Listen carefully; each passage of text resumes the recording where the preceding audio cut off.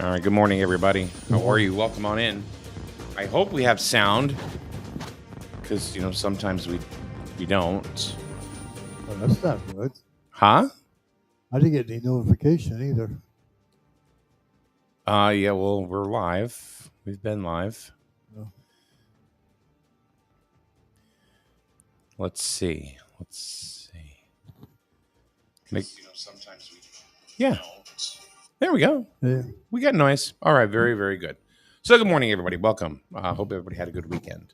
Oh, yeah. Paul said it's SNSN. I don't care, so I don't care about your weekend, Paul. So, did you have a good weekend? Yeah, we actually went to a speakeasy for dinner. Paul, you know what that is? Waterford? No, I said, do you know what that is? Do you know what a Yeah, speakeasy yeah. is? Okay. I told you I went to one. Do you know what a speakeasy is? I've never been to one. But you know what they are? Kind of like you don't know they're there and Yeah. okay. So this one is actually at Mohegan Sun. Really? Yeah. What's Mohegan Sun's got one? Yeah. I didn't know that. Well, now you do. No It's way. if you go if you're at one of my favorite spots at Mohegan Sun, Ben and Jerry's, you go Don't there blame you.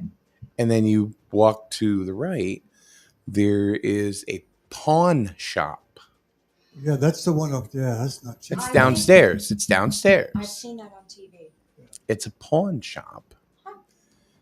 And well, it's very small. The pawn shop is very small.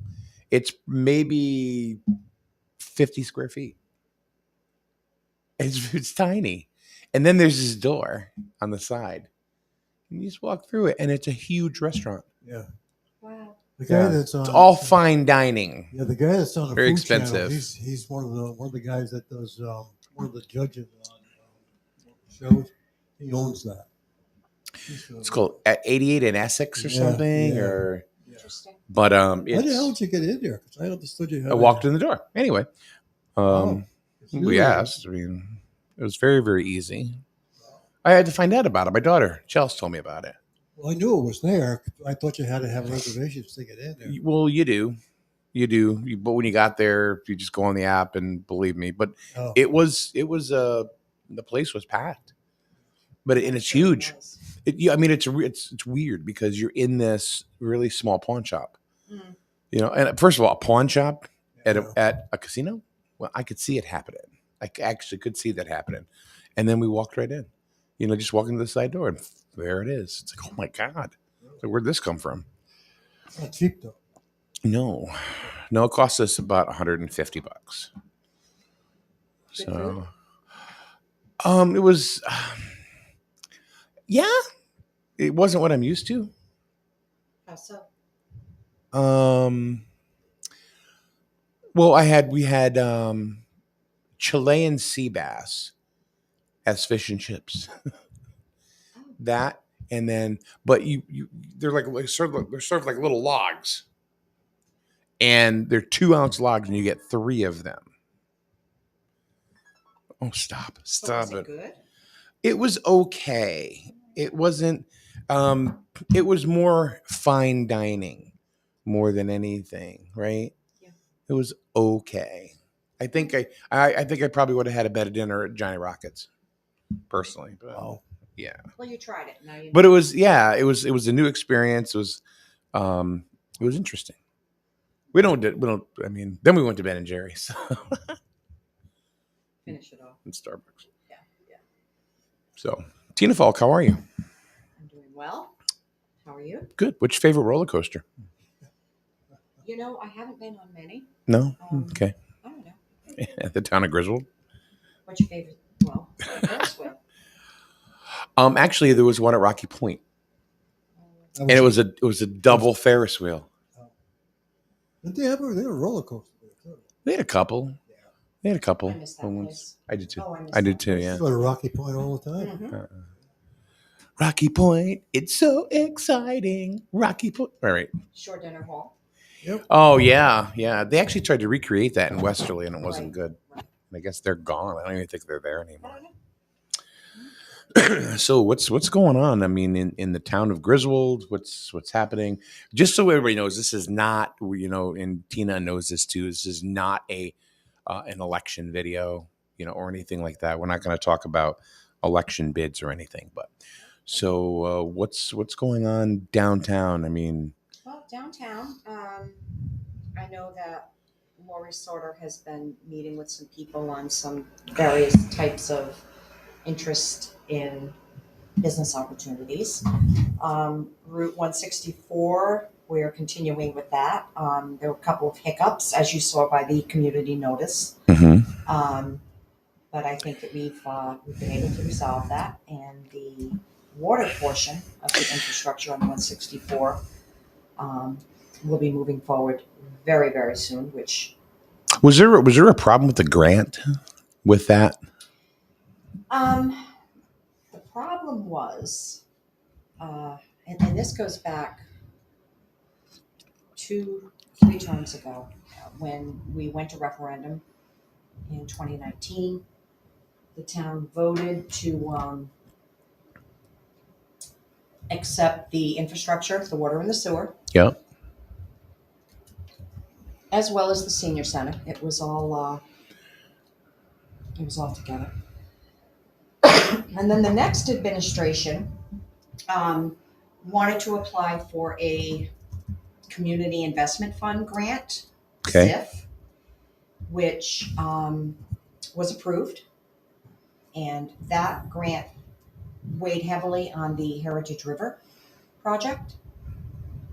And then at some point, Heritage River looked as though it was not going to come through. And the DECD in Hartford found out that they were trying to sell the property. Therefore, it changed the language of the grant, and there was going to be a pause on the funding. So, what that meant was that the water project was going to be put on hold until, lo and behold, Heritage River came back into the picture a week or two later. They have a potential investor. Are we talking about now? Yeah. Oh, okay. All right. Yeah. They have a potential investor to make to have their project move forward. So until all of that went through CHFA and the housing department, we still had to hold on the water. So Okay. we're going back to the original bonding that was voted on, and the water project will proceed. So I guess my biggest question is that everybody's been waiting for the Route 164 infrastructure build out for years now, right? And Years. right, to get it done, to have businesses come in. Where are we? In that whole uh, development phase. I mean, if you said, are we halfway there? Are we not? Because I'll be honest with you, I got my tax bill, and it's painful. Oh, it has to happen. It is But painful, the most but critical thing is, you can have people on hold and waiting in the wings, but nobody's going to move, or nobody's going to want. You need water, you need sewer, you need Mhm. both. Yeah. And I think once you see both of those things take place and in place, then you're going to have a much better opportunity Mhm. to attract development. I mean, personally, I mean, as a resident, I'm not going to backpedal and say, oh, I wish I didn't vote a certain way Mhm. on something. I mean, I stand on business, as they say, and what I had voted on. What about you, Paul? What's your thoughts on 164? Well, years ago I was part of that referendum thing when we economic development. We brought that thing forward. You were doing Did a the lot of same. work, right? Yeah. So we were kind of hoping it went through. And there was a lot of things that happened between then and now too. You had the COVID thing, which screwed everything. What is that? That's my other phone. Oh, There, it's off. Oh, so, is that the emergency phone? No. Okay, all right. so, but I'm glad to see stuff happening now. Absolutely. Yeah. What side of the road is it going down? Is it going because they did all that nice grass seed on the side and the little stop And sign. then it crossed over, and then Yeah. um, they paved over that. So Yeah. I'm just excited to see to get it going, get it wrapped up so that we can have some serious conversations. And there are some developers that are kind of sitting back and watching. I can tell you that Yeah. with confidence. So wait and see. But it was a little nerve-wracking to think that the water project was going to be put on hold.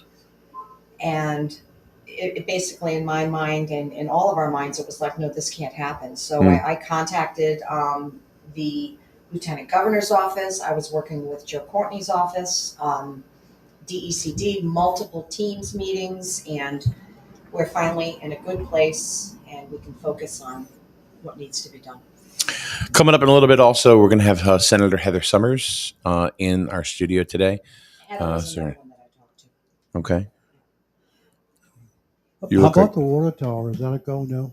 I think it was a water tower The required. water tower, we're going to have to look at that separately, but there are some options on how to fund it, and what type of water tower, the redesign.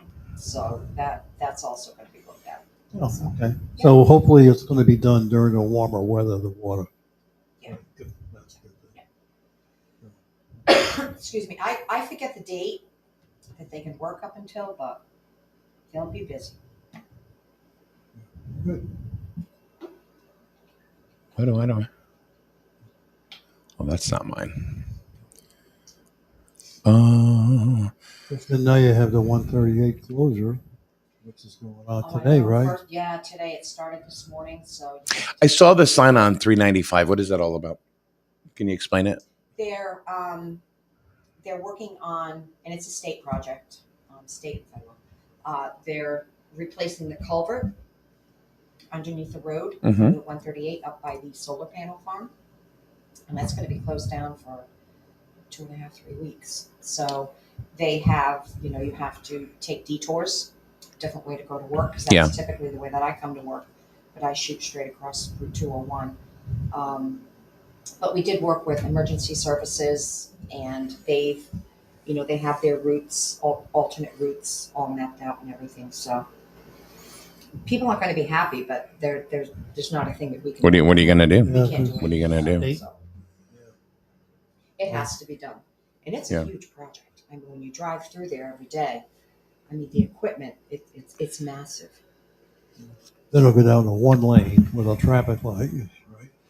No, I don't think it's going to be too terrible. Both lanes are closed. Both lanes are closed, but then does it open up to a single lane, or is it going to be If open? it does, they didn't indicate that. It's just both lanes are going to be closed for the duration of the project. Gotcha. Yep. Oh, okay. And I also contacted Tracy Hansen in Voluntown to let her know, because it's going to have an impact on Voluntown residents and traffic coming through there too. So It shouldn't be terrible. Well, people don't. I wouldn't think. And I understand that, but whenever I come to a detour, it's like, all right, what are you going to do? well, I think Everybody stop! I'm coming through. Let's go. I think it's going to be a problem for the truck traffic. Okay. That's going to be the problem. Like a lot of tractor trailers on Route 138. Yeah. Yeah. So. All right. Cindy Martin says the volume is really low. Of course, my first impression to say, "Well, turn your volume up," but I will check that for you, Cindy. I'm going to check that right now.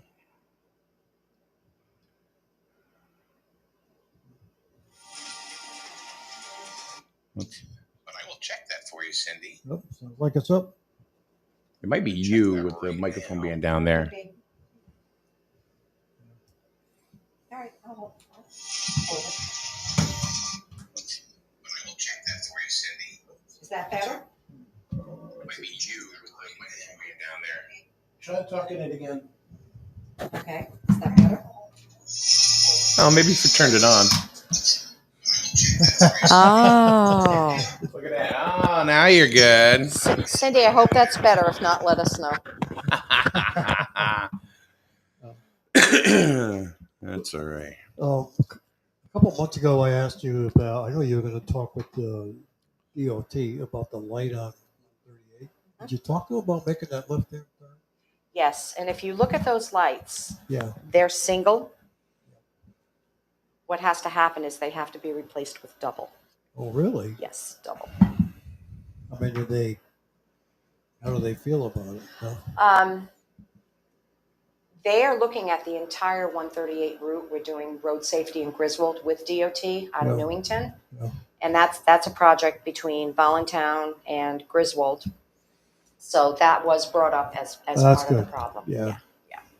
And like, just you don't know what I'm talking about is when you come up on a Griswold and to make the left-hand turn onto 395. Yeah. If there's a lot of traffic coming from Baldwintown, you can't make that turn, especially in the morning when people are on the move. Mhm. During the day, it's not too bad, but Right. and you got to wait. And the time you wait, too late. You can't make the turn Right. because too many people have already gone through, and Yeah, this light is already red. I agree. So I asked if they could take and put a left-hand arrow there, similar to the one down the other end of the road. So that's what we're talking As a matter of fact, the email that you sent me, I will tell you, it is taped. I have a wall on the side of my desk where there are things that I have to continue to address and follow up Okay. on. So I promise you, your Okay, I just email wanted to is taped. just No. wanted to- You're talking about like the 138 and 164, right? No, No, okay. I'm talking 'Cause I about wanna- 138. Yeah. You know, where you make past the hotel, at the hotel. Yeah. you go across the bridge. Yeah. There's a light there. Oh, yeah, I got you. And you make the left. You can't Yeah. get there, especially at 8 o'clock, 9 o'clock in the morning, or whatever. Right. But you can't make the turn because It's busy. it's very busy. Yes, it is. What about this? Oh, go ahead. I'm sorry. And what happens is a lot of people will cut in front of other cars, and it could be an accident.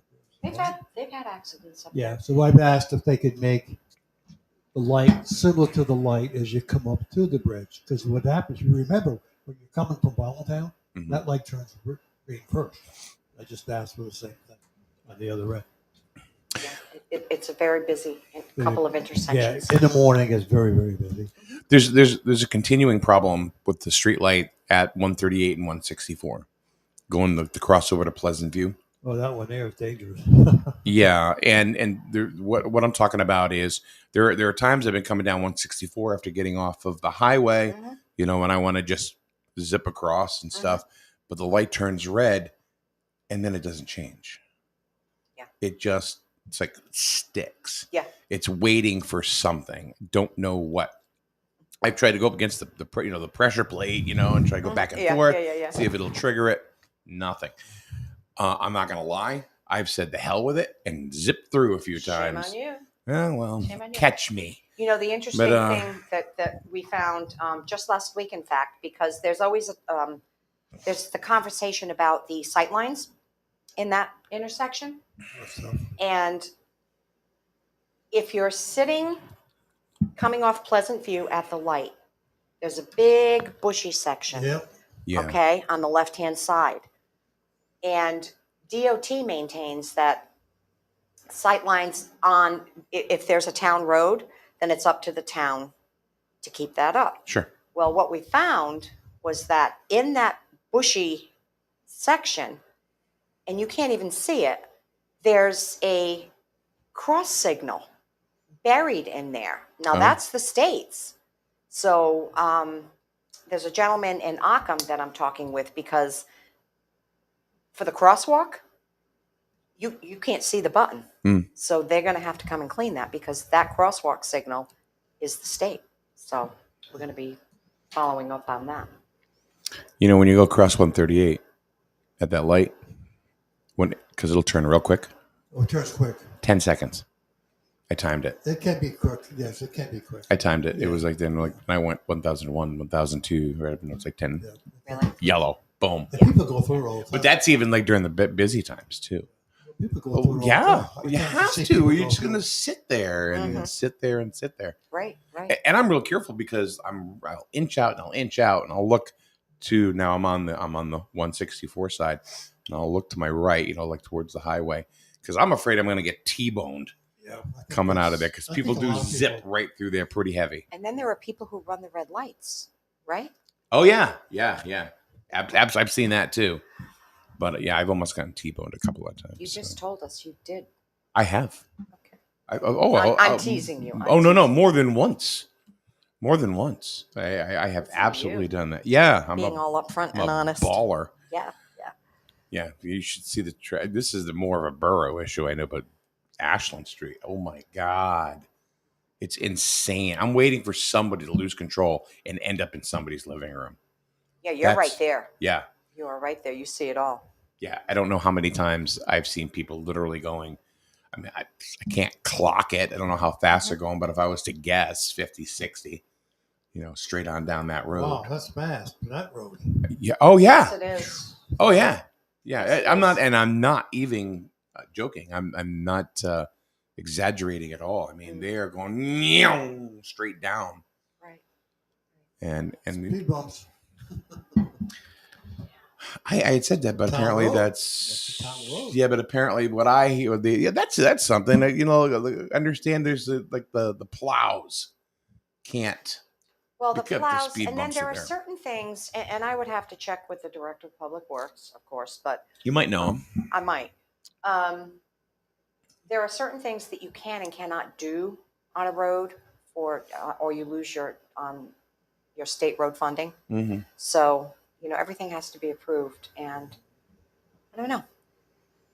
I'm afraid if you put speed bumps there, and Johnny Race Car has no idea that Oh, there are God. speed bumps That'll there. send them rocketing. Yeah. Yeah, it will. It could. The other thing too that I wanted to mention too is that we had a preliminary conversation. I've been getting so many calls on pickleball courts, so that seems. So Eric and I we kind of took a ride around and everything, and I did talk with Sean McKenna, and we're just kind of looking around at what The old tennis courts. possibility, huh? The old tennis courts. Well, we did look at them. So there was conversation about that, but there are a couple other locations in town that we've identified, and we're going to see if we can make it happen. Is one of them the skate park? It is not. Okay. It is not. I'd just be a little careful because people aren't too happy with spending town money. With what? Spending town money. It's not town money. Oh, it's not? A lot of it is going to be in kind, Oh, and then there is a foundation for pickleball support. then better make that known. Oh yeah. She just did. Yeah. I didn't hear her. No, just now. She just said Oh, yeah, because You a just lot of said it. people will not be happy. Yeah. No. pickleball no support. No town money. No, No town money. that's important. Well, you could raise the money with the new parking garage that's going up on where We've St. Mary's actually was. moved it from 3 stories to 4 stories. Really? So yeah, Nice, yeah. nice. And no, we're joking. No parking garage, but Why So, yeah, not? Why not building a? I mean, what is the possibilities of building a parking garage somewhere? It's something I personally have not thought of. And where would you put it? And why would you need it? Well, I'm looking at it from the aspect of somebody wants to come into town and build something. Oh, no parking. I'm out of here. What about next to the old movie gallery in that parking lot there? I know it's private property, Well, but you still you have, see what I you mean? got all the parking next to the Walgreens area. And In there, nobody ever uses it. huh, I know. So That- why not? That's why a not? perfect parking spots Yeah. there. Yeah, Why not use it? People don't People wanna do walk. anyway, They but don't want to walk. Huh? Don't want to walk. Think about it. No. I don't know. it's true. It's- But I mean, I know No, it they is don't want to true. walk. And it's really it's a short walk to anywhere that you want to go. Yeah. nobody's But, complaining in Mystic.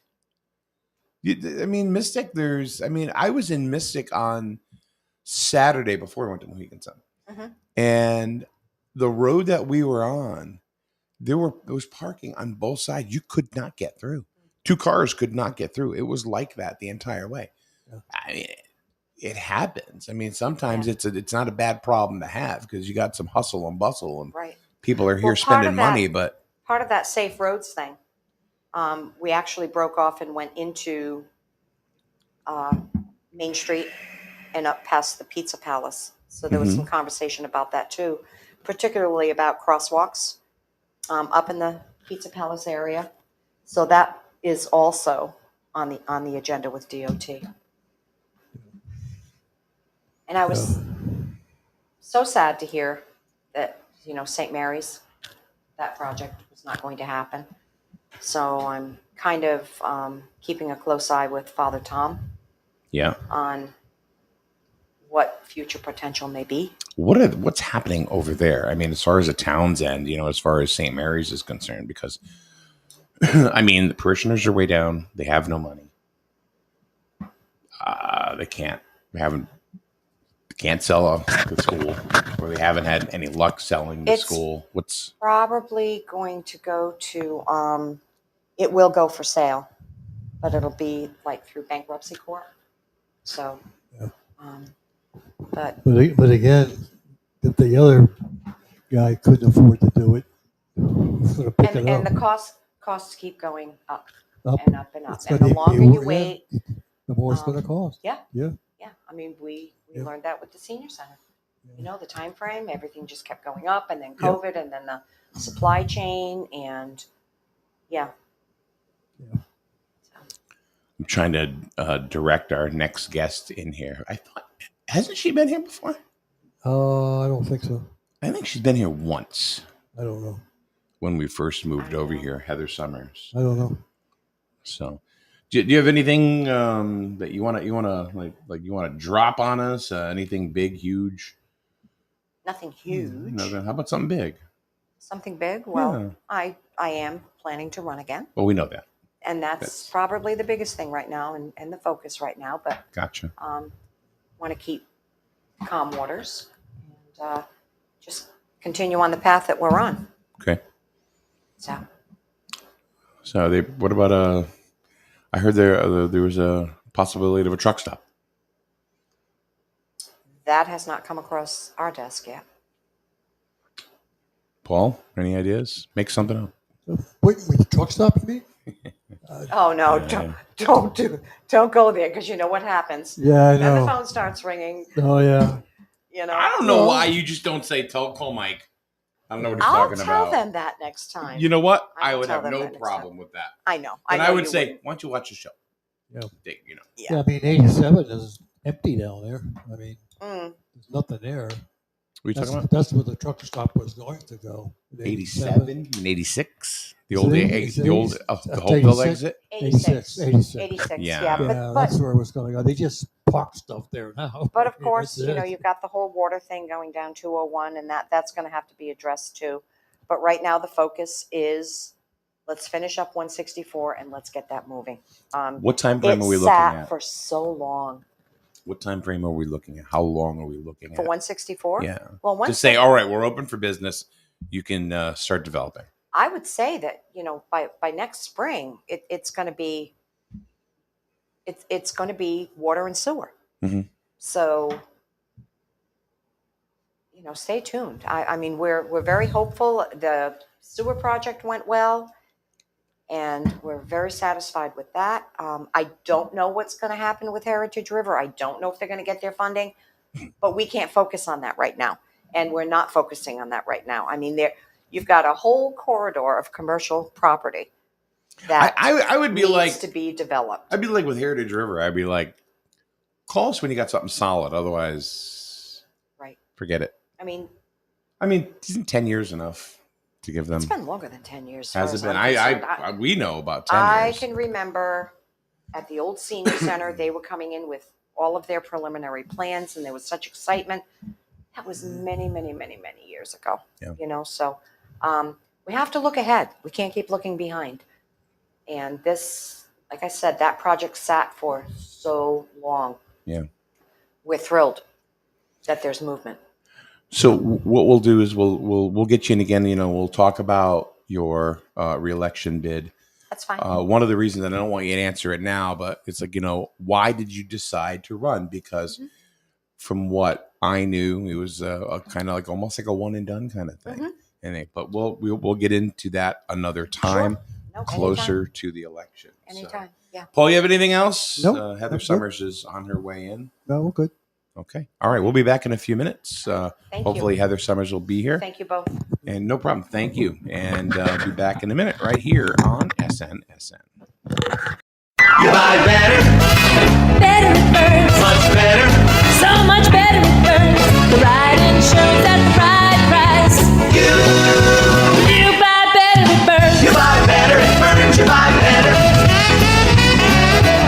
is here, and unfortunately, temperatures may not be the only thing on the rise. If you're experiencing significant insurance increases, it's time to make the call. The Burns Agency, now a Hub International company, has more solutions than ever. With the same superior service you've come to know. Call, email, or stop in today to start your savings. The Burns Agency, a Hub International company, proudly serving Eastern Connecticut since 1932.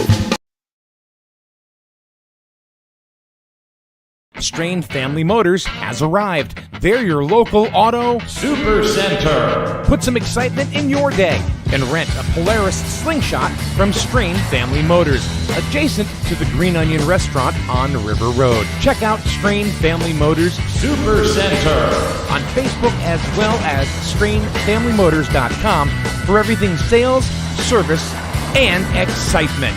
River Road, Lisbon, Strain Family Motors, your local auto super center. Today's program is being brought to you by the Burns Agency in Dayville and Norwich. Home, auto, life insurance, all from a family-owned agency since 1932.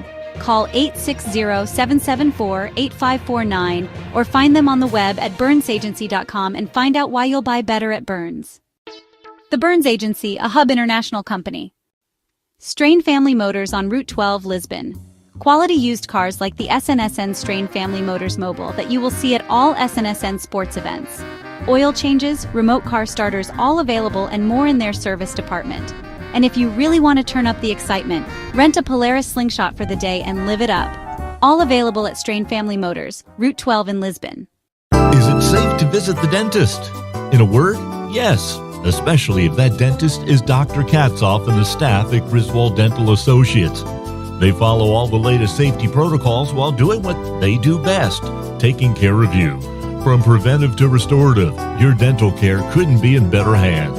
To schedule your appointment, call Griswold Dental Associates today, 860-376-2626. That's 860-376-2626. If you're talking, they will hear you.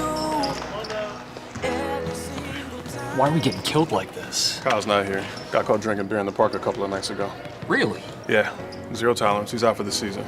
Harsh. Hey, he knew not to drink. We've made that clear to all of our kids, right?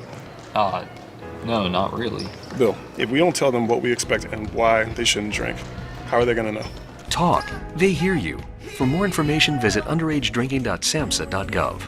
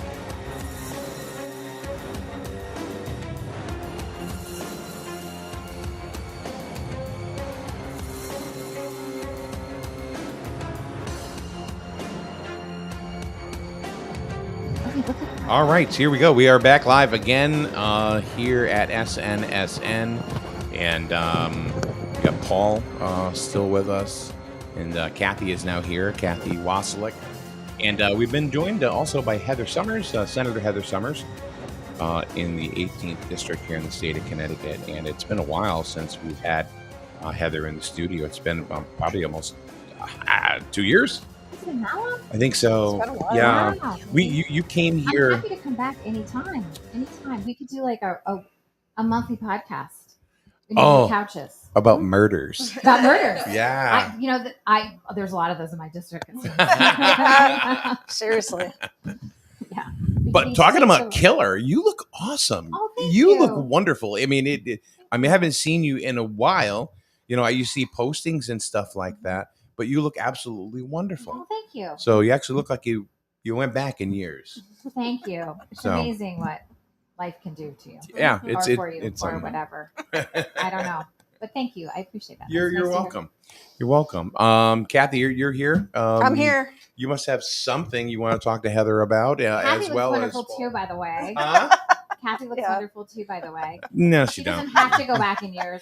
She looks- Back in please. years. Kathy Oh, looks gosh. older. Yeah. She does not. I'm going to be the murderer in the building. Yeah, you know what? We could talk about murders in the building, and we could talk about some of our, our laws for criminal justice There you in go. the state of Oh, yeah. Connecticut. Those So- laws that allow people that shoot their mother and an 8-year-old son to get pardoned Yeah, by to get- Joe Biden yeah. and walking out today. So That's happening today. it's this week. Ugh. It's crazy. I still don't understand I've seen that. some. Why isn't if that's happening, why isn't Joe Exotic getting Biden? Right? getting Joe pardoned? Exotic. Right. Oh like the my guy gosh. with the tigers. Yeah. I don't know. It's Can they unpardon You're a him? murderer. Pardon. You like That's tigers. a good question. I don't know. I wonder if they can unpardon him. He's not. He didn't get pardoned. He's sitting there. No. I mean, the Chrisleys. no, I'm get talking about the pardoned. Bridgeport guy or whatever, right? I The- think they would that's- pardon him just to get him out of jail. They're trying. They Oh, probably my drove God. everybody insane. God. Yeah, let's talk about real estate. I don't know. I'm not really yeah, heterosexual. we could talk about some of those wonderful issues that we have in the state of Connecticut and where we're trying to sort of focus and push things along that is incremental, unfortunately. So what would you say, according to Heather Summers, would be the number one issue that you are battling right now within the Senate? I wish there was one issue. If you could pick one. Anyone? Or top three. Top three. Energy costs, number one, as I hear your air conditioning Mhm. chugging along. Yeah. Eversource bills, as everybody can attest to. You guys might be different because you have your cooperative with Jewett City, right? We've had bills in. One of my bills was to allow municipal electric cooperatives like Jewett City to expand their territory, to be able to offer to a larger territory, because Eversource pretty much has a monopoly on the transmission of power outside of our 8 municipal cooperatives that were designed for the most distressed communities in the state of Connecticut. But when I lived in the city of Groton, we had the city of Groton utilities, and my bill was significantly lower than it is Yeah. now. And plus the service was better. If something went out, I know, it was fixed immediately. Eversource is in Voluntown. I can't tell you how many times I've worked with Tracy Hansen to try to get the power back on for folks. I know it's rural, but years ago they used to have linemen. Now they don't. So they're bringing crews from other states to be able to address emergencies. But it's just it's out of control. The fact that Connecticut has the second highest electric rates in the nation. I know that the governor is trying to do some things.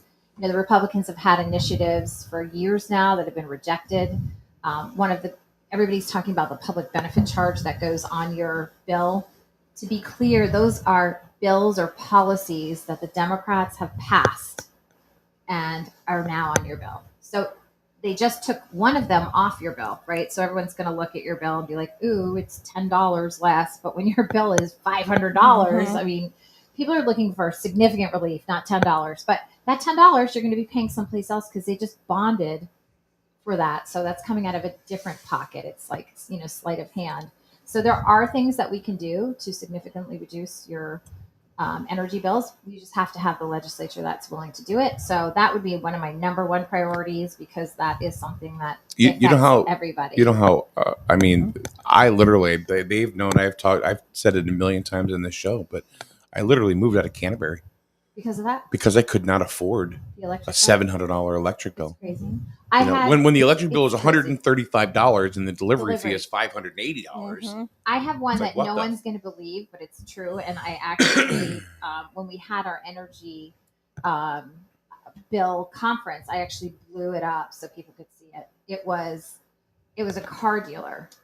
It was $45 of use on an electric charging station, $5,000 in like a transmission fee. $45, $5,000. It's insane. And How do they even make that? Did they just make it up? well, or- Eversource, there was this big incentive to increase like our EV charging stations. Don't get me started on EVs. Mhm. I'm just making people go down the rabbit hole of let's look at the full life cycle analysis to see where we actually break even, which is 300,000 miles on a Tesla, by the way. Not to even include all the things we're doing to other parts of the world to mine all this stuff with child labor, so you can all drive your EVs. By the way, they have to be charged, and what is powering that? Right. Most of them are coal-fired plants, so don't tell me that you're being environmentally friendly. Stop. So there was this big push for EV charging stations and a big push to the car dealers to do that. So this person, there used to be a rebate program through Eversource. Unfortunately, they stopped it when they ran out of money. So this person put in over $900,000 in charging stations. Didn't get the rebate. Then gets that kind of bill, and Eversource says, "Well, that's because we have to have the power like held for you in case somebody comes with and a charges." truck. So he's like, "That's it. I'm ripping them out." But that kind of stuff is just crippling Connecticut and makes it why no one wants to come here. No one wants to do business, and we always. We heard in this last cycle, this is a great budget. There's no tax increases. There are tax increases. We killed our hospitals with taxes. We took away like the unitary tax, and there's certain businesses are going to be very much taxed. I guess they don't consider that a tax increase, but it's a tax increase. There's all these hidden little things in the implementer. There's new charges on different types of beverages. So, and they didn't let it phase in. So some of our our liquor stores that had paid deposits on certain things in advance, now they're not getting their deposit back because we're not charging on certain deposits and we're adding it on other things.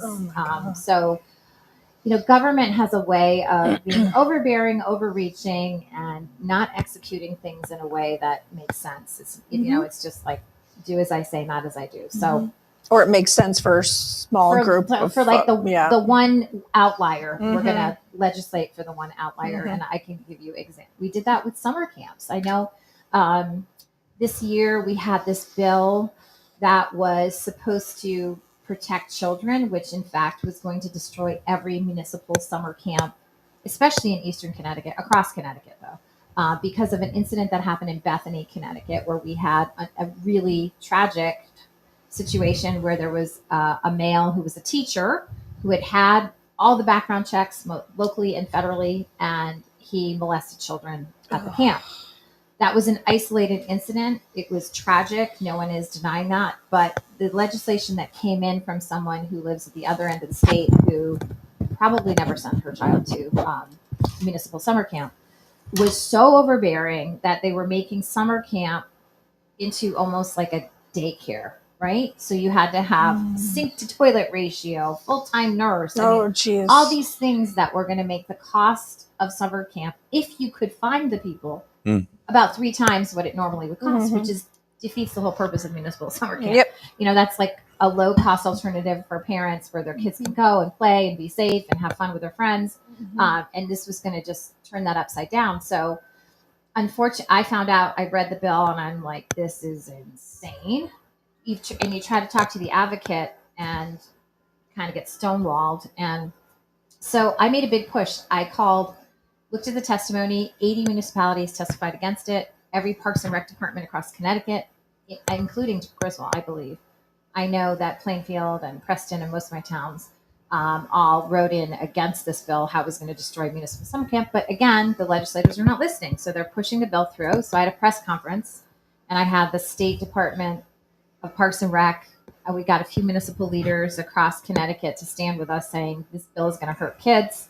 And still nothing. The bill goes to the floor in the Senate.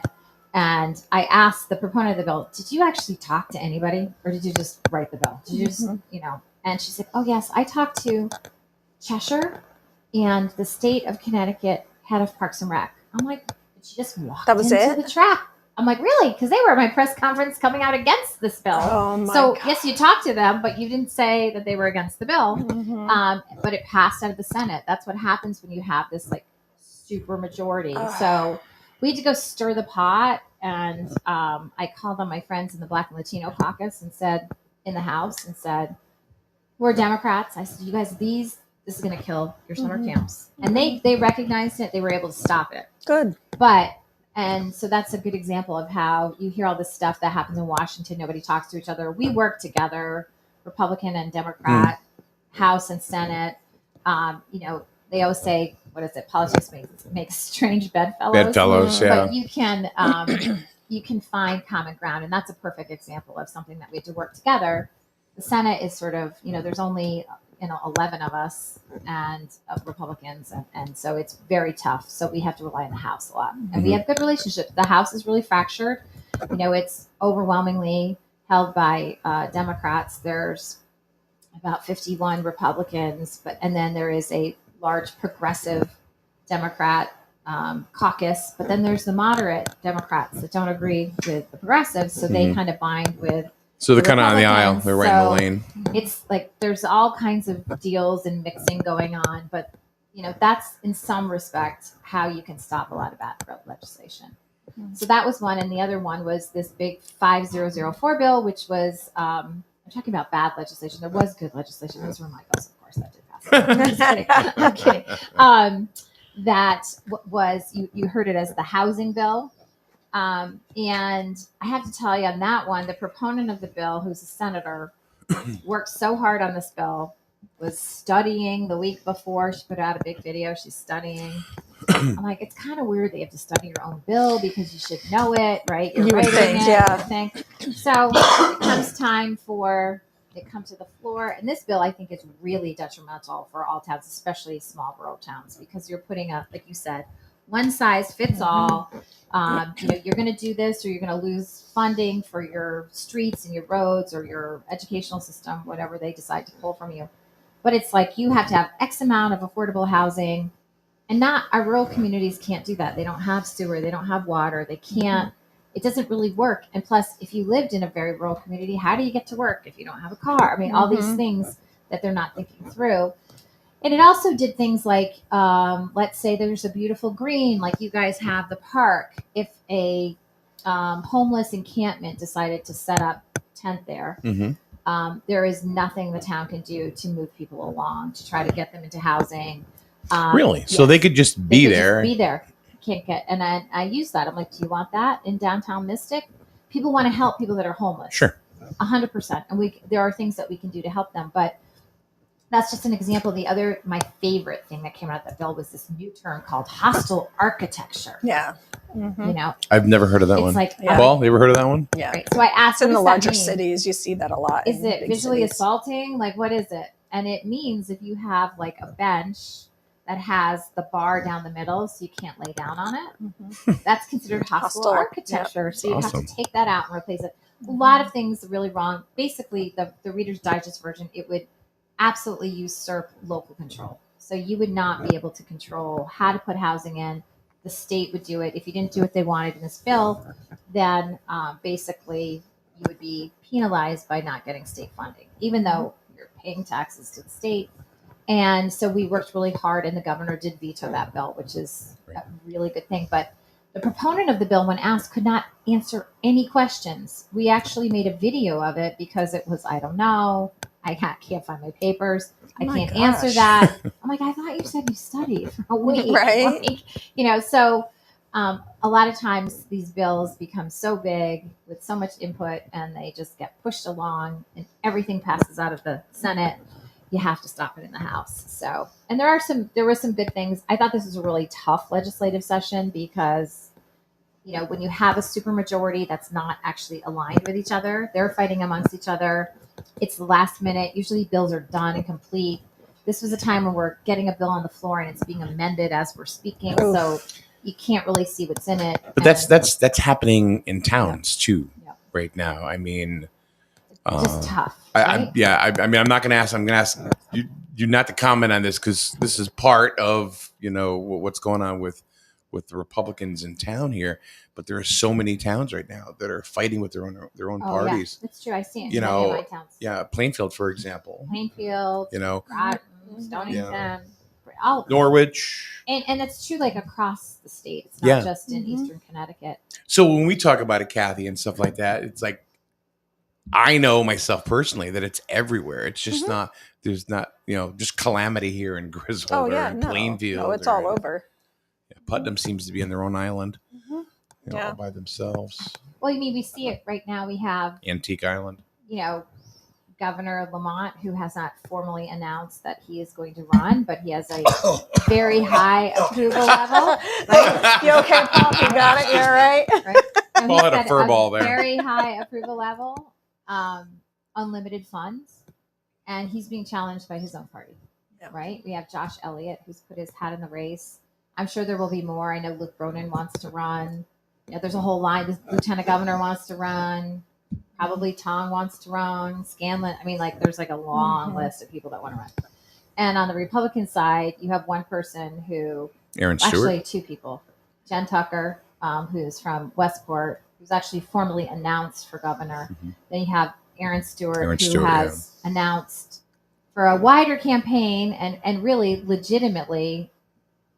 If you're running for governor, you got to say you're running for governor. Right. Like that's like she hasn't done that yet, right? No. Yeah, but it's been pretty. Not clear, that I know of. Right, but when you hear it, it's pretty clear. And then but I tell everybody keep your powder dry because there may be somebody else entering into the race that I think would really be able to be a strong opponent for Lamont. He's young. He's been in the Senate. He's very smart. And, I hope that he does tip his hat because he would be a candidate that I think could bring people together and really rally the troops. And good. So keep your powder dry. Don't really commit to anybody yet. I'm really surprised really early that you're not running. I look at the tea leaves and I think that it is better for me to stay in the Senate at this point in time because I think the seat that I have is a tough seat to keep as a Republican, just to the makeup of the district, especially, Groton and Stonington are some of the largest towns. They're very, very blue. And until we find somebody who wants to run and we can mentor a little bit, losing me from that seat is, I think it would be a big risk. And also, I think the timing right now, if the governor is going to run again, it's very hard to run against somebody who can write out a $22 million check. That's just sort of the nature of. Paul does that. Yeah. Okay. Great. Well, you should run that. It'll bounce, that but makes he'll write it. A little difficult, but I'm not saying that never someday, but right now, probably not the choice that I'm going to make. And there may be other. Not this time or not ever. Not this time. Yeah. And I mean, there may be some opportunities for Congress or other things like that. So we have to just see our buzzing. And I like being in the Senate, and I like the fact that I have relationships that I can actually move the needle to get things done for the district. I think that's important. And, you think about, yes, I would like to do this because I do think I would be a good executive. I understand the building. I think I have common sense, but I also have to look at, the balance of the parties. And if other people within my caucus are going to run for other office, those are risks that we're going to take that we might lose those seats. And we don't want to we want to grow the Senate. We don't want to be losing seats and going in the wrong direction because then you will have total relentless domination of one party, which I don't think is right on either side. And so that's kind of where it's hard doing this podcast. Well, we're not talking about murder, so I mean. So those are some of the things. My table do that to your leg? I God. Well, my thing falls out. God, I'm so sorry. I don't know what to do. Chloe. Anyway, so How old's your daughter? Gracie? Yes. How old is I have a Gracie? 34-year-old daughter, and I have a Gracie is 15. Okay. Yes. So 5 more years you're in Washington. Or 3. Or 3. Or 2. Yeah. Yeah. Gracie's like, I- I'll go to boarding school in DC. I don't The care. last time you were here, I plotted out your path was governor and then Washington. A lot of people go to So- Washington and they come back to be the governor because what happens is you go to Washington, you make all these contacts, you learn how to fundraise, and then you can come back to your state and then run for governor. So we'll just see. I'm really happy in the Senate. I don't have anything planned, but I'm just telling people keep your powder dry because there's going to be other people. There's nothing worse for me than like you have a couple candidates that enter a race and everyone's like, "Oh, I'm going to go with you because you're the first one in." It's early. A lot can happen. Just see who, like the whole playing field before you make your decision. Because I think we also, this isn't a popularity contest, although it is. This is who can run the state the most effectively. And I think that's important that we I see. You ever see the show Who's the Boss? Yeah. With Tony Danza. Danza back right? in the day. See, I picture you and Gracie getting in a van, driving to Washington. Da da da da da da da da da. Find a brand new life. You know what I mean? And you walk out and there's the monument and you're both going like this. Next thing you know, you move in with Judith Light. Yeah, right, there you go. So we'll see. And But, then- Gracie's not a big politic person, although she does. She's pay a attention. kid. I know, but she's around it all the time. Sometimes she gives me some good advice. So she's like, "Oh, you can't do that. Did you think of this?" So Maybe with the younger You know crowd, what? do you get, And yeah. I'm like, usually I'm like, "How do I fix this on Facebook?" Like Do you ever have Mariah look at you and go, all the time. yeah. Or I'm like, I don't even know what's in. Tell me how to get on my Instagram. You know what I mean? But it's funny though that they may not be into it, but they hear it. So she will see somebody post something like really ugly about me, and she'll be like, "Oh, that's still not true." I'm like, she's like, "Did they know this, and this?" Or, "Boy, they don't read the bill." So that's kind of interesting. It's taught her to, do that. But yeah, great. She's got a great summer job. She's working at the Mystic Disc. Which is so cool. I used to go there With all the LPs. time. She's like the Wow, really? I used to go there Trivia. all the time. She comes home with these shirts that I loved from the 80s of these bands, like that I never thought she'd listen to. Like, I'm like, you like the Sundays? I love the Sundays. That's so cool. It's kind of fun. That's been really fun. That's really cool. Mariah, what's the most obscure 80s band that My mom had me at 15. I don't know what the Pixies? I They're love not the really. Pixies. I do too. Oh my god. Oh really? Oh, that's okay. Listen to the So, United States. so she's like into grunge and that kind of stuff, or no? Who do you listen to? Who do you listen to? I Who do haven't you? listened to the Cowboy Junkies. Do you remember them? No. Oh yeah, they were like Cowboy Junkies. Like it's been fun. Like remember Squeeze and Oh, I just saw Squeeze. Oh my god, I saw Squeeze in Nantucket. I saw them at Mohegan Sun along with Boy George. Oh my god, Phenomenal. How fun! Phenomenal. I did not know they were there. That's terrible. I gotta get on I don't know. this. You know who I'm going to see is Morrissey. Do you remember him? Yeah. Oh my my God, God, he's so weird. arrogant and He's weird. yeah. But I love this. Are you in the? Did you watch the Smith? Did you like the Smiths? Grace listens to them too. Yeah. Sorry, I'm going down the rabbit hole. Those Yeah. gay bands. Yeah. You're a rocker. I didn't know why. We went to see Foreigner together. One of my favorite bands. Yep. See Florida? Yeah. And now they don't know what the hell they're doing. No. Foreigners. Like I saw them on their farewell tour. From their foreigner? No, they're weird. But I mean, You're they're saying they're foreign from their Oh. roots. kind of. They've had a lot of metamorphosis. Is that even a word? But anyway, it's very very strange because they had one lead singer that hates the new band, and now they're touring together. It's like politics. Yes. You're Well, when you said like yeah. metamorphosis, she went to see Spinal Tap. Wow. Who, Gracie? Yeah. And I'll tell. I was like, Mariah took her, didn't she? her dad took her. I was like, I want you to go, and I want you to guess what my favorite part is. And so she's like, oh my God, there's so many good parts. But she got it right. Like when the guy gets stuck in the pod, he can't get out. You know, and they have to like blowtorch him out so he can get out. And I also love the scene where they get the little cocktail bread. And he's like all irritated because the turkey doesn't fit. And he's like, you got to fold onto the bread. And then, of course, these all go to 11. This is like super. No, this equipment goes to 11. It's that little extra oomph of the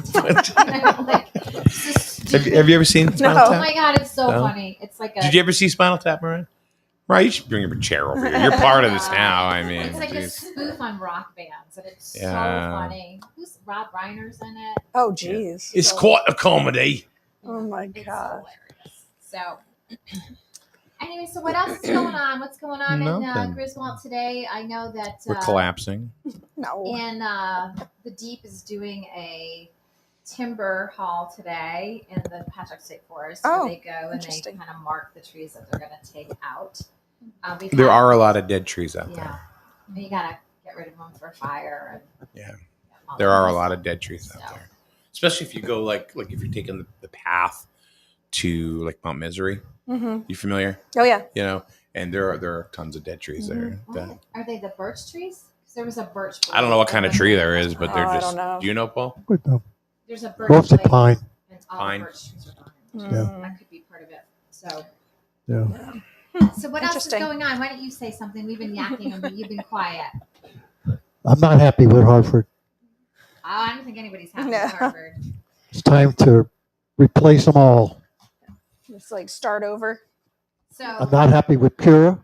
Mm. Pura is one of the biggest problems that we have.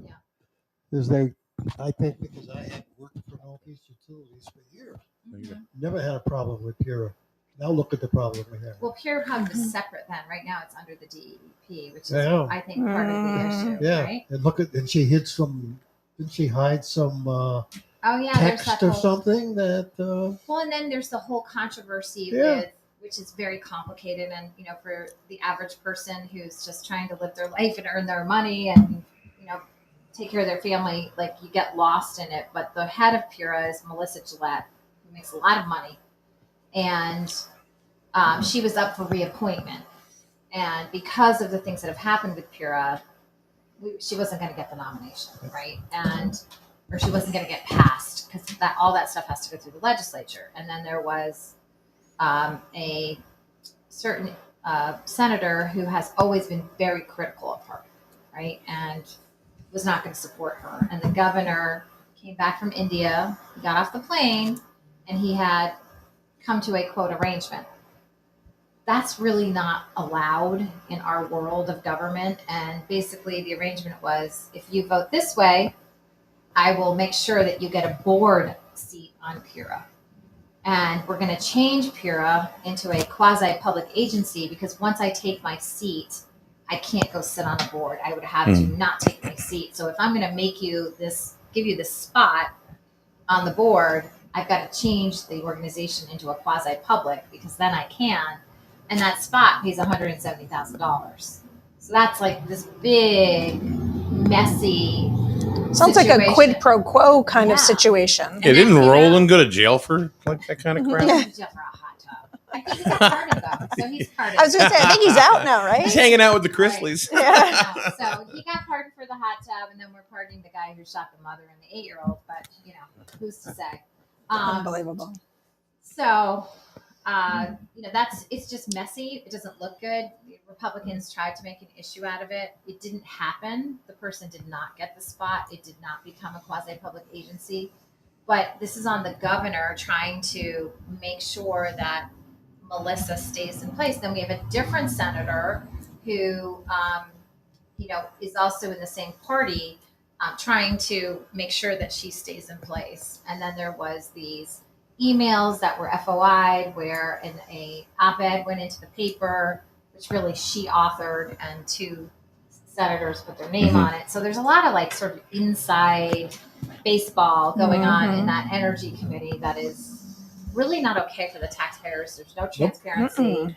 And we keep bringing it up and making an issue of it. And it's somewhat falling on deaf ears until the media is going to want to report on it and actually do something. It makes it hard. There's a lot of times that we bring things out, but they're just not covered. And it makes you wonder why, because it's a hot topic for everybody in the state. So why isn't the media picking it up and following it? And they do. I can give you an idea why. Because I- print media is dying. Okay, there are a lot of still newspapers that are out there in the state of Connecticut. One of them just laid off a whole bunch of people in our area. But Oh, but regular, Not the opinion writer. right, yeah, right, yeah. But the regular news, like TV news, right. But here's the other problem: is that then you have people that will go ahead and report things, on their websites that are credible, but it doesn't get any push.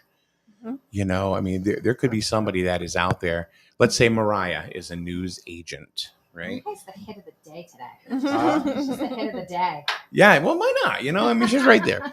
So let's say Mariah is an independent news journalist, right?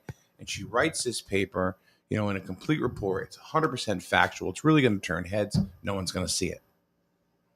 Because who's going to push it out? That's the same problem we have. That's the problem. But then you have to pay. Let's say you're going to put it up on Twitter or X or whatever it is, and Instagram and all this stuff. Next thing you know, you spend $400 trying to push this out. Hopefully, it would catch fire. But do you know how many views it would have to get really on a local level for her to even recoup that $400?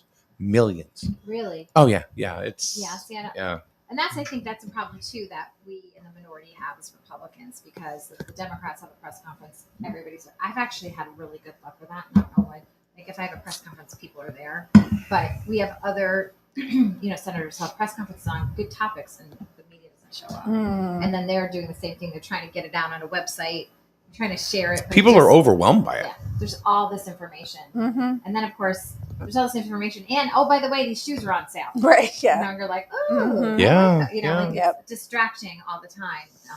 Well, and I think too, because of prices going up and the cost of living going up, people are working 2 and 3 jobs, and it's not like they're glued to their phones or social media or news stations or, I mean, it's hard for them to get that information because they're too busy working trying to pay for their Eversource bill. Them to get it. They choose not to. If they're working, they go deaf to it because it's too much. It is. It's overload. Well, I also noticed too, and I don't know how this works because I'm not the algorithm girl, but if I'm on Facebook or TikTok, I kind of love TikTok. I know I should. Death scroll. And I'm like, oh my God, this dog, he was like on the street and he almost died, and then they saved him. Yeah. And I look at it, the next thing I know, it's like another dog that almost died. And I'm like, scam. That's my entire Really? Or like, oh my God, the whale. Oh my God, right? And it's like sad dog. You're queen of the death scroll. You should know that. I death scroll all the time. Yeah, I do. But I also I don't have 2 and 3 jobs either. Where I do have the time to death scroll at night when I'm not sleeping. And people talk about, well, that's the side of TikTok that you're on. I don't even know what I'm on right now. There's 2 sides. There's. It means as you comment and interact with certain videos. Oh, I never comment. I just watch them. It's your algorithm. I'm a sad dog lady. Considered a side of TikTok. It's Yeah. like, oh, I'm stuck on this side because that's what I'm interacting with. Right. Yeah. Basically. So they have all different kinds of they'll be like, you're on cooking TikTok. Yeah. You're on I do like those. DIY TikTok. You're Yeah. on travel TikTok. Yeah. I do think those are. You're on LBGTQ TikTok. I mean, that's it's there. a thing. Absolutely. It's It's all next there. thing you know, you'll see 25 videos of a parade in San Francisco. Yeah, And I'm not being sarcastic. No, that's really it's the algorithm based That's what I was talking on about, your cooking videos on how they put all this stuff together, and it's Mhm. and then sad dogs. Yeah. I have to get a life. I don't know sad dogs. Oh, you want to see? How is your dog, by the way? Okay, now. They have their own TikTok page. They do not. Yeah, it's a little, but They're it's happy dogs, though. They're not sad dogs. it's funny they're happy because dogs. Heather walked in a parade with Howie and Henry when they were puppies. Mm-hmm. I wanted So- to steal them, but I didn't. Mm-hmm. They are really cute. They're so cute. So I'm gonna show you. I have there's Oh my God! Look at him. all right, Look at that one. all right, let's see. So There's-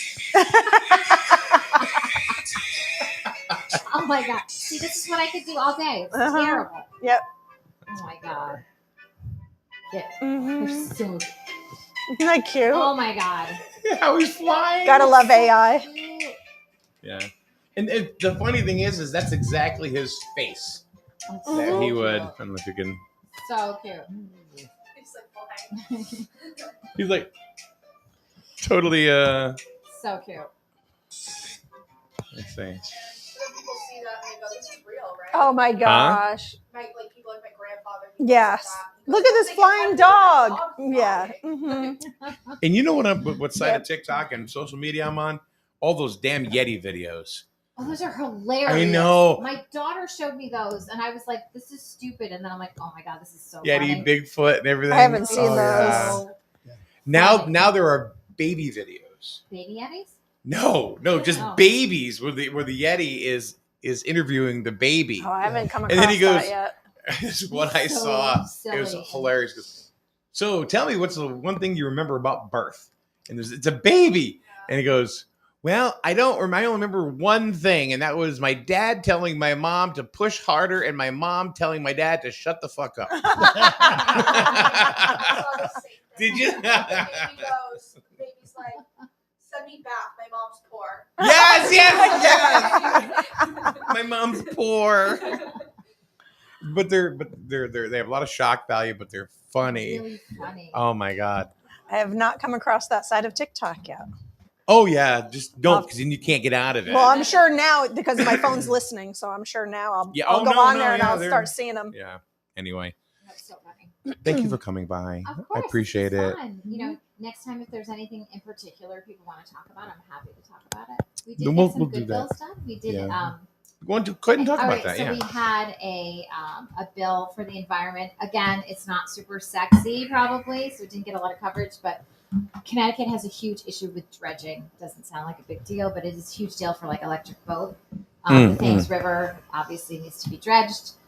We have been fighting with New York because all of our permits have to be signed off by Connecticut, New York, and the Army Corps of Engineers because of the National Coastal Management Act. Oh. So all of our marinas down the coast, they have a really hard time.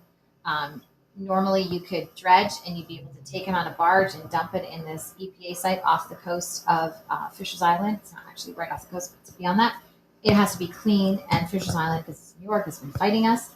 So now you have to put it on a truck, which costs like 8 times more, and truck it someplace in Pennsylvania. Oh my gosh. So many of our marinas can't afford to dredge, and then they lose their slips, and people go to Rhode Island, and it's this big, environmental and economic impact. So we were able to get a bill passed this year that I studied up on, which is called beneficial use dredging. So if you had a marina or electric boat and you're dredging the material, it's tested. If it's clean, you can actually use it and blow it into a marsh, because you want to upgrade the marsh and put more material in there, because as the sea level is rising, all the little critters are dying because they basically drown in the marsh. So you're doing 2 things at the same time, really helping the environment. That was a big lift to get DEEP on board, but they are on board. So that's one. We also had an AI porn bill, which I thought was really important. I had somebody in my district, a young girl who was the victim of that, where you just saw what your dog can fly, so you can take Did you say what I thought you just said? AI porn. Yeah. What's that? That's when you take not your dog's head, but like my head or her head. Yeah. Especially, it doesn't usually happen to men. It happens to women.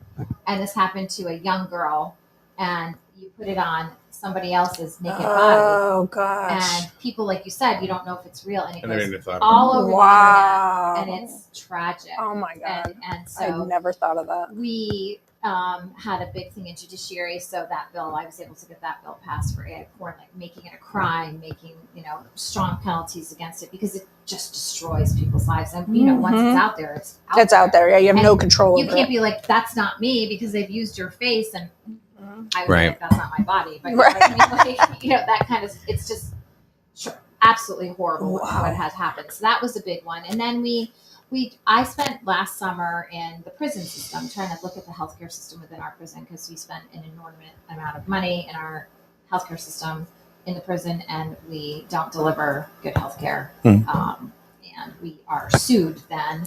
So one lawsuit will pay for 1 year of care for everybody in the prison system. And so Jeez. we really need to look at how we're delivering that. So I wanted to spend time there. And one of the things I found in our prison, our women's prison, is that there are inmates that are incarcerated that are pregnant. And when they have their babies, they are not allowed to nurse them. And so for me, I've learned so much about like the attachment between a child and the mother. And if they don't have that attachment, these children develop this thing called RAD, which is a really tough thing. It's like they can't form attachments, and we pay for it for years and years because these kids end up in like the DCF system. And it's something that I don't want to say it's not fixable, but it needs like permanent therapy for years and years and years. But if you can just maintain that mother-child bond, it gives the child the sort of ability to not develop this RAD. Now, are these women pregnant when they come in, or they get pregnant when they're there? No, most of them are pregnant. I didn't ask this. These women came in pregnant. You know, they were a couple weeks pregnant. They're incarcerated. So it's an all women's. Nyannick? Yeah, I mean, there are some male guards, but that wasn't the issue. It was more like the attachment. Usually, you know, they have a child, and a family member may adopt the child, but they're allowed to visit. So they could visit, and they're not allowed to. So we were able to change that law too, so that they can have that sort of mother bond contact. Because if we don't do that, you know, people may say, well, they're prisoners. They are prisoners. They've had a child. But, you know, if we do that, the data clearly shows that it will cost the state so much less in the long run because we're not dealing with the effects of not allowing that bonding to happen. So it's not so much for the mother, it's more for the child. Right? You know, and, you know, I thought that was, and I saw how they, you know, operate, how they set things up. And I also saw some really amazing things going on in that women's prison. There's a whole system there with a manufacturing company that is set up on the prison system so that, you know, obviously those prisoners that are less risk, they're actually trained, certified, they're paid market wages to make a specific item for this company. And when they are released from prison, they have an automatic job. Wow. That's what we need to do so that we can stop this recidivism rate. You know? Now, does that money go into like some sort of like account, and then they get that when they're out? Yeah, I think they have to pay a certain amount, maybe back to the state. I don't know how that works, but they're not being paid 2 cents an hour or whatever. They're paying whatever this company would pay workers in their facility, and they've set up a special manufacturing site. They have a guard there. They're learning how to use CNC machines. So you're incarcerated, but you're about to be released. You go through this program, so you have a skill when you're released. So you can actually being rehabilitated, right? And you can have a future when you get absolutely. out. There's opportunities there. You know, one of the things I learned was, and I didn't know this, the York system makes all the food for all the prisons. Oh. So there's this whole ability there to train somebody on a larger scale for culinary. Sure. And I think if we could do a better job. One of the things I'm trying to fight is this like endless circle of if you don't give somebody a skill and they get out of jail, they go back to kind of where they were. But if you give them a skill that they have a job that they can actually afford to live, you kind of break that cycle. So I think we saw some opportunities there also. And we had a lot of other, you know, good bills that passed too, but, you know, in education, and we ended up stopping a lot of really bad bills. Good. So what is one that passed that you wish didn't? The budget. That's a big bill. Yeah, I'm actually one of there's 4 women this year. It's the first time in Connecticut history. Myself, Kathy Austin, Tony Walker, and Tammy Nuccio. We're the ones who wrote the budget. So we wrote the budget. My budget I liked, but you know, you spend all this time in appropriations, line item by line item. You see things that you're like, why are we spending money on this? We should be doing that. And we put it all together, and then it gets taken by the governor's office, and they, you know, do all kinds of stuff to it, and then it comes back to us. And I'm like, I can't support this bill anymore. But one of the good things that we did get in that budget, even though I couldn't support it, was a hold harmless clause, and that's really important for Griswold and all these Eastern Connecticut towns, because our education formula, which is the formula we use to give towns money for education, is based on an individual student. What the state refuses to understand is that if Griswold loses 10 kids, let's say, that doesn't mean you got rid of the teacher and the social worker. So those costs are not apples to apples. Just because you lose 10 kids, they want to take away all the funding for those 10 kids. And it doesn't work that way in smaller towns. Right. So we were able to get hold harmless, which means you guys aren't going to lose any money, even though you're losing students. And 90% of the impact is in Eastern Connecticut. Of course. Of course, it always is. That's why it's time to become the state of Eastern Connecticut. He wants to split it right up the middle. We've been getting screwed for years. Right, and it's very frustrating. We have that with tourism too. You know, I'm the co-chair of the tourism caucus, and we don't invest in tourism. Rhode Island spends more than we do, right? And every time the governor and lieutenant governor, they all want to come to Mystic. I'm like, bring your checkbook or don't come. You know, because the town people in Mystic, you know, I live there too, is, you know, we're impacted with, there's no parking. You don't even want to go downtown, but yet we're driving all this economic prowess to the state of Connecticut and getting nothing back. Stonington's a perfect example. I mean, all the money that we send, Electric Boat's one of our biggest employers in Groton. And again, you know, they'll come and do their photographs and their pictures, but when it comes to actually supporting the town, all the money's going to Waterbury, Hartford, Haven, Bridgeport. Yep. You know, We've been saying very that for years. frustrating. Yeah. We've been saying that for years. It's very that's for sure. frustrating. Yep. It's very And frustrating. we're tired of getting screwed. So one of the things that we do, because if you think about it, Bridgeport has like, I think 3 senators, and then you know all the larger towns have multiple reps. I think Bridgeport has 8 reps.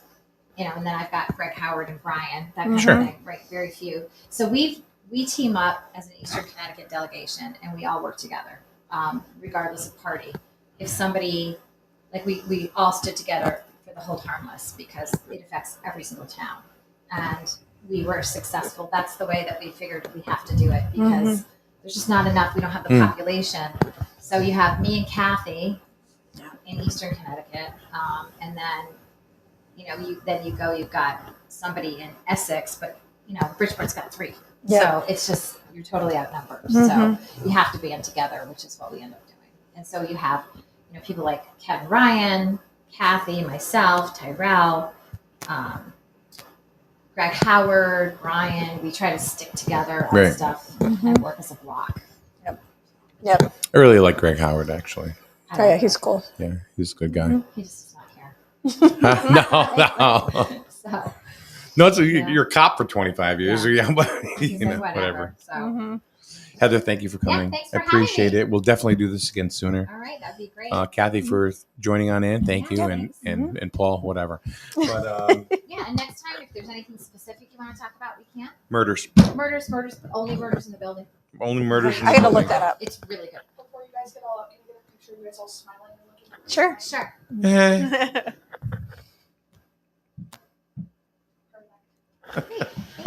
All right, guys. Thank you very much. We'll be back at noon today. Talking.